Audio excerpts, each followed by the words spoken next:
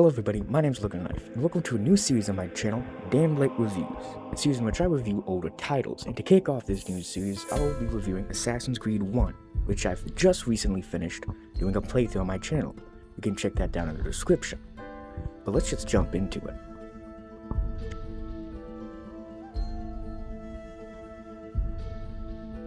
Assassin's Creed 1 came out in 2007 to a big pop and a big fanfare. Number 1, because it's just a really good fucking game, and number 2, because it had gameplay options you never really saw in games back in the day. The stealth in this game was no longer just sitting in a shadow, going along with shadows and trying to sneak past guards or kill. It was, you're blading the crowd. You go in broad daylight, you hide in a crowd, and you slip through. You never really saw that back in the day, and it would become a staple of the Assassin's Creed series coming forward, later being perfected in Assassin's Creed 2.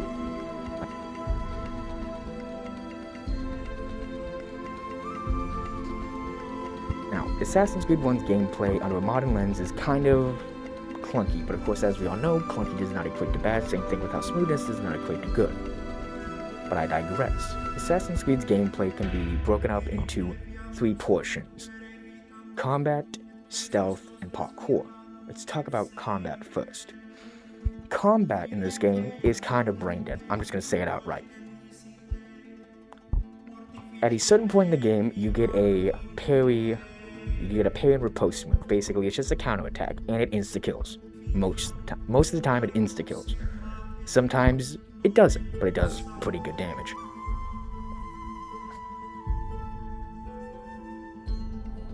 Now, is this move fun? Yes. Is it really fucking cool to use? Also yes. Does it kind of break the combat system? Yes. But in combat in this game just isn't good in general. Because you're not really meant... Combat in this game is kind of a last resort. You're kind of meant to run the fuck away. But sometimes combat's the only thing you can do, and when it is those combat sections, you can really feel how bad the combat in this game is. Like the final fight near the end of the game, really bad. Not because it's just because of the combat system is kind of bad. No way to mince words. Right. Now let's talk about stealth.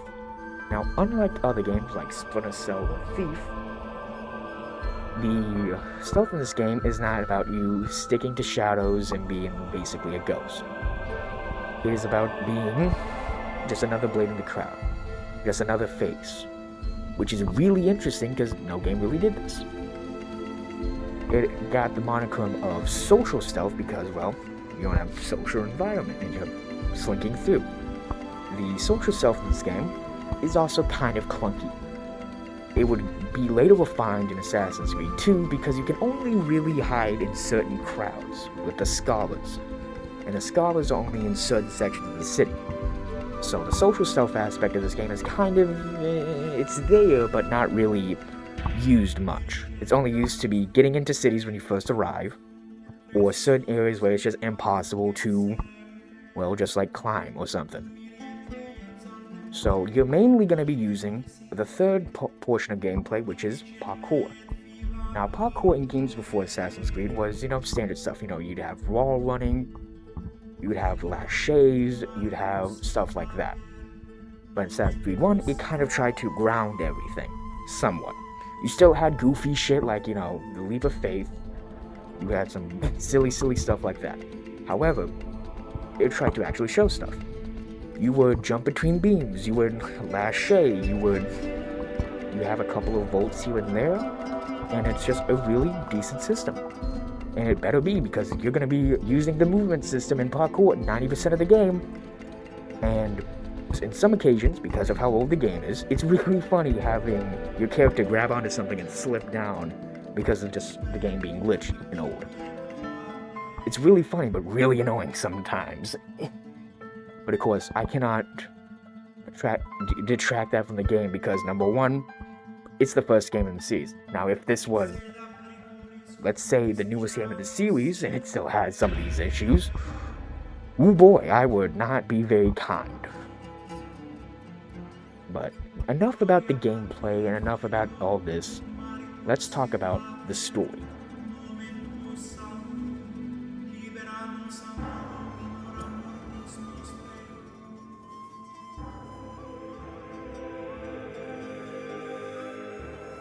Now, in Assassin's Creed 1, you play as two different characters. You play as Altair, who you mainly play as, and also Desmond Miles, who is the main character of the modern-day section. Now, Desmond has been kidnapped by the big bad company, Abstergo Industries. Now, Abstergo Industries is a pharmaceutical company that has basically their hands in a little bit of everything. Some technology here, some political stuff there. They're just basically a big bad corporation. Now, they're trying to find the big MacGuffin of the game, the Apple of Eden. Now, how are they going to get the Apple of Eden, or try to find out where it is? Well, by using the Animus. Now, the Animus is basically just a really cool fucking gaming chair. And it works, well, I'll just have Warren say how it works. Genetic memory. Seems you'll need a bit of a tutorial. Very well. We'll start simple. What is a memory, Mr. Miles? It's the recollection of a past event. Specific to the individual remembering the event. Yeah, sure. What if I told you that the human body not only housed an individual's memory, but the memories of his ancestors as well? Genetic memory, if you will. Migration, hibernation, reproduction. How do animals know when and where to go? What to do? That's just animal instinct. Now you're arguing semantics, Mr. Miles. Whatever you call it, the fact remains. These creatures hold knowledge absent the requisite first-hand experience. I've spent the past 30 years trying to understand why. I discovered something most fascinating. Our DNA functions as an archive. It contains not only genetic instructions passed down from previous generations, but memories as well. The memories of our ancestors. And the Animus lets you decode and read these DNA files. Precisely. Now, does that make any fucking sense?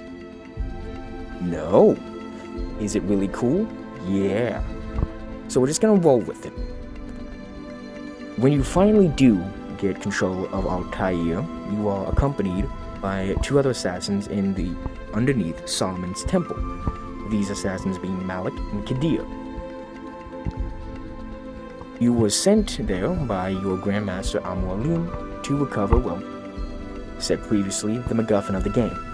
So, you're going through the tunnels under Solomon's Temple, and you find, well, the fucking Ark of the Covenant. And on top of it is, well, where the Apple of Eden sits. But of course, nothing can be so simple, because a high-ranking Templar by the name of Robert de la Salle is also there.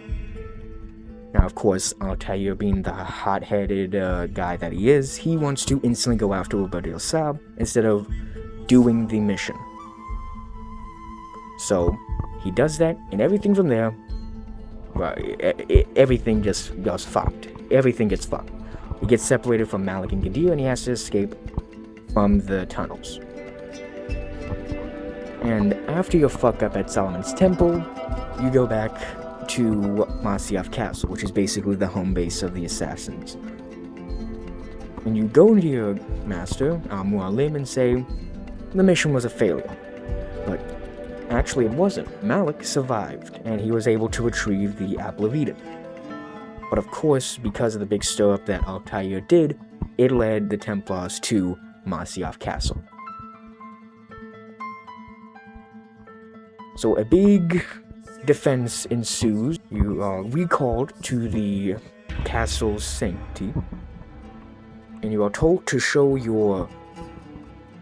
that you are unafraid of death, which shows us the first time the leap of faith, which is a staple once again of the series. After you do this, you do a little sneaky runabout, and you drop a couple logs onto the Templars below.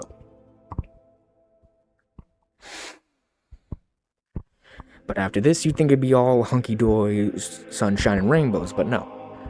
Al-Mualim, very frustrated with your, basically, disregard for the Creed's rules, does a ceremonious kill on you. He stabs you and de-ranks you all the way back down to novice. Now after Amu Alim de-ranks you, he tasks you in killing 9 different men. These people are Tamir, Gonray, Talar, William de Montferrat, Abdul, Majid, Jabir, Sabrine, and of course, Robert de la Salle. Now, in the beginning, it looks like none of these people are really connected in any way.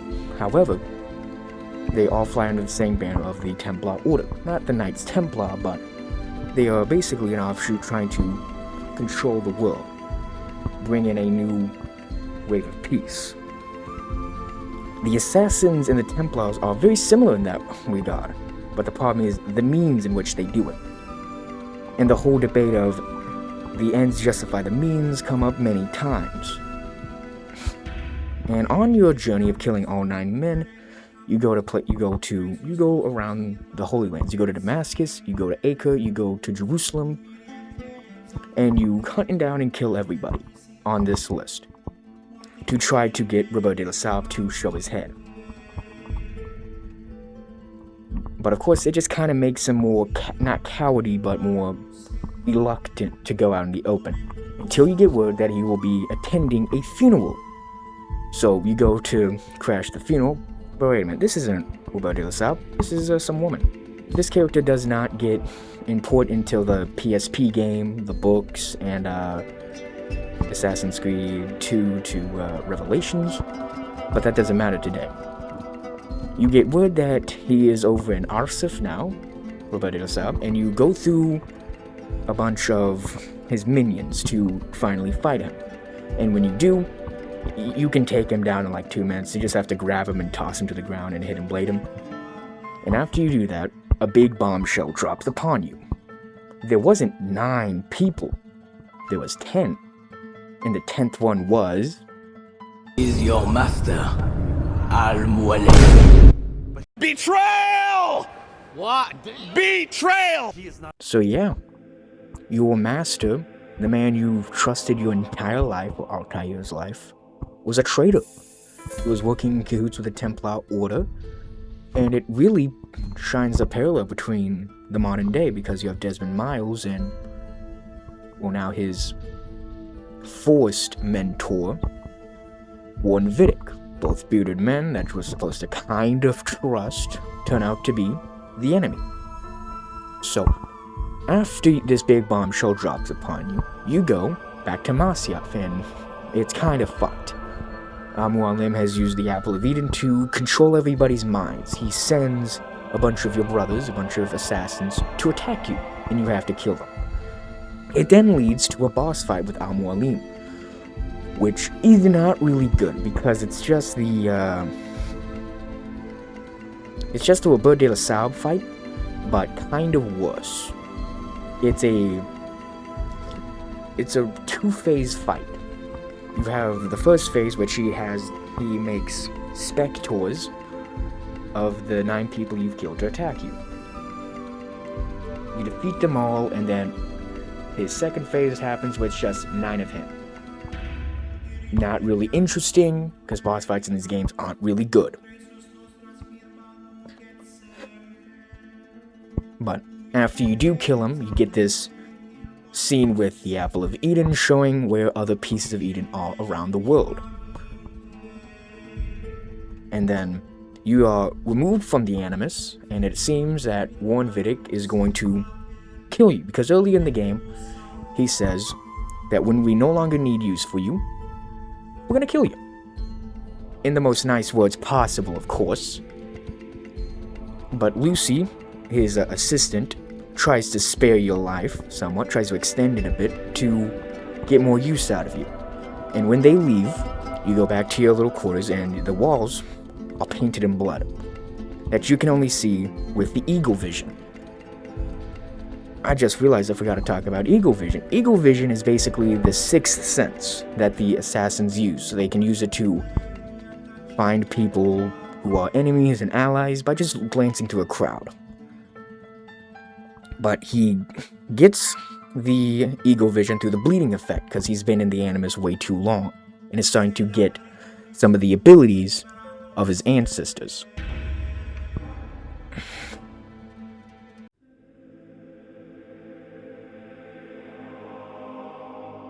Okay, so in conclusion, what do I feel about this game? I've already said multiple times that this is one of my favorite Assassin's Creed games and one of my favorite games of all time. So I think the only correct rating for this game is I'm going to give it a Pinkerton out of a Blue Album.